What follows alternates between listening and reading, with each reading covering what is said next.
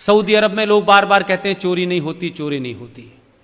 जो लोग ये कहते हैं कि चोरी नहीं होती, एक बार जुमे की मस्जिद में जाएं, सऊदी अरब की राजधानी में जुमे के बाद खड़े हो जाएं, तब पता चलेगा यहां चोरी क्यों नहीं होती। क्या नाफिज कर दें, यहां पे लागू कर दें वो कानून जिसका बड़ा शौक है आपको। यह अजीब गरीब मुल्क है कि आपको मजहब के हिसाब से शरिया जो है वो 4 शादी करने के लिए चाहिए, तलाक देने के लिए शरिया चाहिए, कुरान शरीफ का निजाम सिस्टम। हम कह रहे हैं आधी अधूरी शरिया क्यों ले रहे हो, पूरी लो। तो आधी शरिया चाहिए सिविल मैटर में, और क्रिमिनल में भारत की आईपीसी चाहिए। हम कह रहे हैं पूरी से शरिया ले लो और तय करो कि अगर आप कत्ल करोगे हिंदू का तो आपकी गर्दन काट दी जाएगी, और हिंदू आपका कत्ल करेगा तो उस पर आईपीसी से मुकदमा चलेगा। चाहिए? चाहिए? रेफरेंडम करा लो। और अगर नहीं चाहिए तो इस देश की सरकारों को मत डराओ कि हमारे मजहब में यह लिखा है, हमारी शरिया में यह लिखा है, हमारे यहां तलाक ऐसे दिया जाता है, वैसे दिया जाता है। कुछ नहीं दिया जाता। मानो तो पूरा मानो। यह कैसे होगा कि प्रॉफिट मोहम्मद साहब को मानेंगे जब फायदा होगा, जब नहीं मानेंगे जब फायदा नहीं होगा। हज की सब्सिडी लेंगे जो इस्लाम के अंदर नाजायज है, जो मुसलमान होने के लिए जो 5 फंडामेंटल हैं उसमें हज भी है, और उसमें साफ साफ लिखा हुआ है जो काम बुढ़ापे में ये लोग नहीं पढ़ पाए वो बचपन में मौलवी साहब ने मुझे पढ़ा दिया था। उसमें साफ लिखा हुआ है किसी दूसरे के पैसे से नहीं, किसी इंटरेस्ट के पैसे से नहीं, किसी नाजायज कमाई से नहीं, अपनी कमाई किए हुए पैसे से आप हज करने जाएंगे तभी वो जायज है। आप मुझे बताइए, आप हिंदुओं के पैसे से हज करने जा रहे थे, आपको फल तो मिलने वाला नहीं था। काफिरों के पैसे से आप हज कर रहे थे, चाहते थे कि अल्लाह आपकी मुराद पूरी कर दे, तो मुराद तो पूरी नहीं हो रही, इसीलिए पूरी दुनिया में जलीलो ख्वार हो रहे हो तुम, क्योंकि तुम इस्लाम को मान ही नहीं रहे हो। प्रॉफिट मोहम्मद की बात छोड़िए, हजरत इब्राहिम को ख्वाब में आया कि अल्लाह ने उनसे कहा कि सबसे नजदीकी चीज मुझे तुम्हारी चाहिए। हजरत इब्राहिम ने कहा अपनी बेगम साहिबा से कि मुझे ख्वाब में अल्लाह बार बार ये कहते हैं कि सबसे नजदीकी चीज मुझे चाहिए। तो उनकी बेगम साहिबा ने कहा कि हम तो बहुत गरीब लोग हैं, हमारे पास तो बेटा है, बेटा इस्माइल है, यही हमारे सबसे नजदीक है, ये दे दीजिए।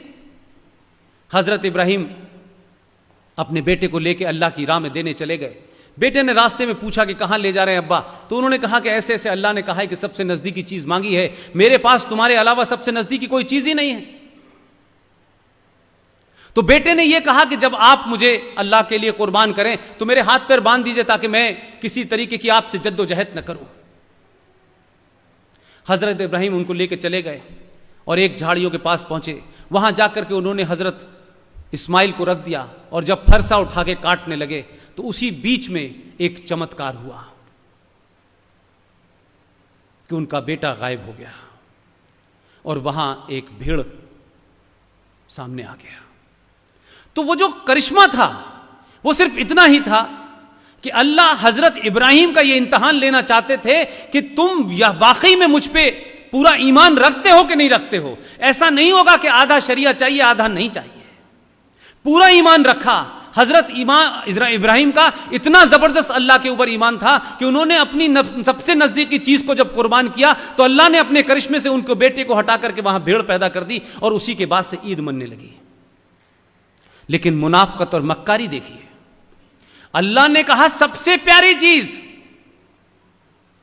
और कहते हैं कि अल्लाह पे हमारा मुकम्मल यकीन है। नमाज पढ़ने से अल्लाह से यकीन नहीं होता। सड़क पे नमाज पढ़ोगे, ये बताओगे, डेमोन्स्ट्रेट करके ताकत दिखाओगे कि हम इस मुल्क के अंदर सड़क रोक सकते हैं, उससे तुमको अल्लाह मेहरबान होने वाला नहीं है। और झूठ और मक्कारी क्या है कि ईद से एक दिन पहले बाजार से 5,000 रुपए का बकरा लाए, काटा और खुद ही खा गए, और कहा कि हमने अल्लाह की ख्वाहिश पूरी की है। अल्लाह ने तो बेटा मांगा था, पूरा यकीन है तो दो। अगर यकीन है अल्लाह के ऊपर और तुम कहते हो हमारा मुकम्मल है, तो दो अपने बेटे को। वो अल्लाह अगर तुम्हारे ऊपर यकीन रखता है तो उसको भी बदल देगा हजरत इब्राहिम की तरह। लेकिन नहीं, ये बेवकूफ बनाने की दुकान चला रखी है, पूरी दुनिया में चल रही है। लिहाजा जो अच्छा है वो हम मानेंगे, जो हमें लग रहा है। इसलिए भारत, पाकिस्तान, बांग्लादेश से लेकर के पूरी दुनिया में जिस इस्लाम को आप देख रहे हैं वो इस्लाम नहीं है। इस्लाम के नाम पर पावर कैप्चर करने के लिए एक आइडियोलॉजी की तरह इस्लाम इस्तेमाल हो रहा है। डराओ धमकाओ, डर गए तो ठीक है, नहीं डर गए तो लड़ो। तो ये जो इस्लामिक आतंकवाद का नाम लेने से भारत के लोग डरते हैं, उन्हें लगता है कि हम ये कहेंगे तो कोई नाराज हो जाएगा। अगर आप कहेंगे फला आदमी चोर है तो तभी बुरा लगेगा जब वो चोर होगा।